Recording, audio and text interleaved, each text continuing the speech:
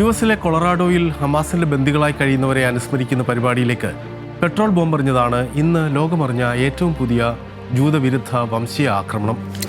ഈജിപ്തിൽ നിന്ന് യുഎസിലേക്ക് കുടിയേറിയ മുഹമ്മദ് സുലൈമാൻ എന്നയാളാണ് ആളുകളെ തീ കൊളുത്തിയത്.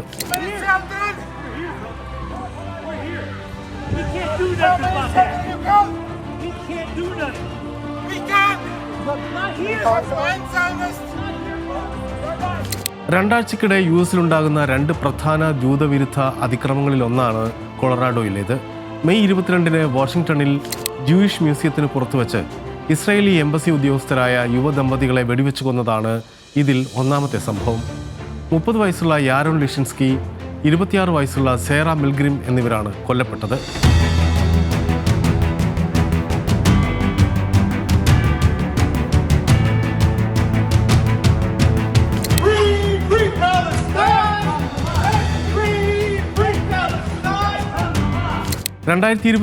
ഒക്ടോബർ 7-ന് ഇസ്രായേലിലേക്ക് ഹമാസ് നടത്തിയ ആക്രമണത്തിന് പിന്നാലെ യുദ്ധം ആരംഭിച്ച ശേഷം ലോകവ്യാപകമായി ജൂതവിരുദ്ധ അതിക്രമങ്ങൾ വർദ്ധിച്ചുവെന്നാണ് കണക്കുകൾ സൂചിപ്പിക്കുന്നത്.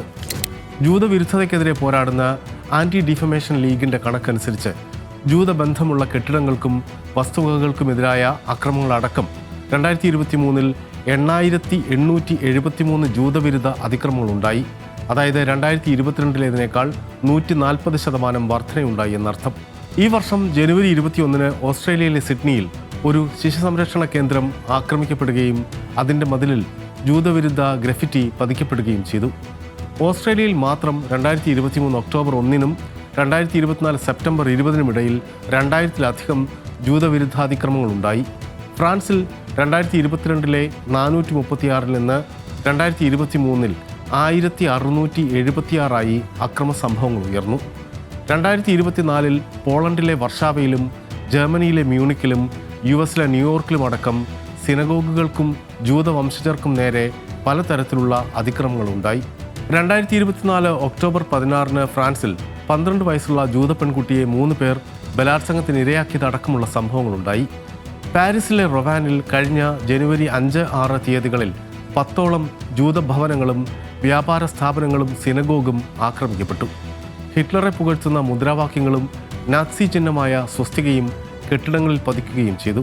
ജർമ്മനിയിലെ ബെർലിനിൽ 2025 ഫെബ്രുവരി 21-ന് സിറിയൻ അഭയാർത്ഥിയായ വസീം എന്ന 19-കാരൻ ഹോളോകോസ്റ്റ് മെമ്മോറിയലിന് മുന്നിൽ ഒരു സ്പാനിഷ് സഞ്ചാരിയെ കുത്തിയ സംഭവം ജൂതരെ കൊല്ലാനുള്ള ആഗ്രഹത്തിലാണെന്ന് കണ്ടെത്തി.